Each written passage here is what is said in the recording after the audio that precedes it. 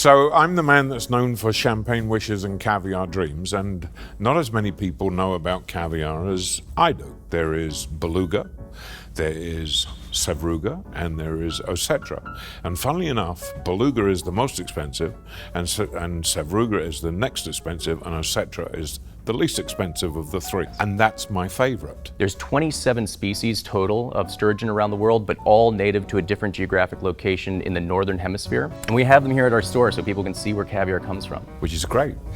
That's really interesting. This quality caviar is really best just eaten on a spoon. Right out of the jar. I have never seen a bottle shaped like that. What is that? This is called Crypta. It's possibly the best Cava, which is sparkling wine from Spain.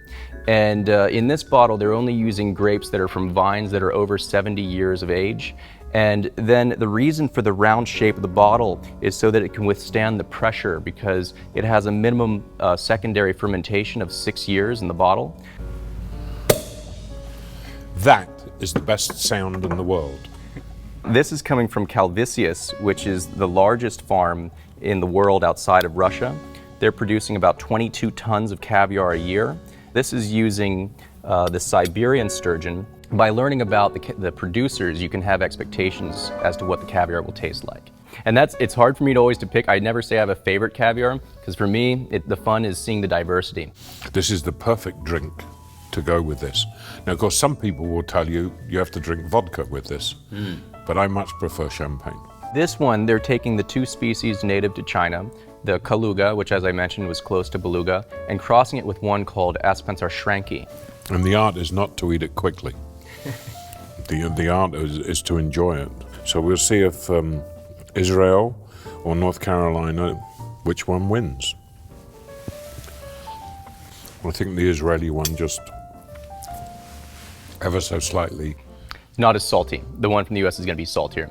But it's fun to see an American osetra. I think it's wonderful. The fact that we're homegrown caviar means we'd never run out. And there's no more Idaho caviar left in here. They used to serve this by the large can, up in first class on the transatlantic air routes. And there was nothing better to have than caviar and champagne at 35,000 feet on your way to London, and then have a good night's sleep. This is breakfast tomorrow morning. If you had told me 10 years ago that caviar came from Idaho and North Carolina, I would never have believed it. I think it's really interesting what you're doing is finding gourmet foods in America that we would never think of. I think that is really interesting. Champagne wishes, caviar dreams.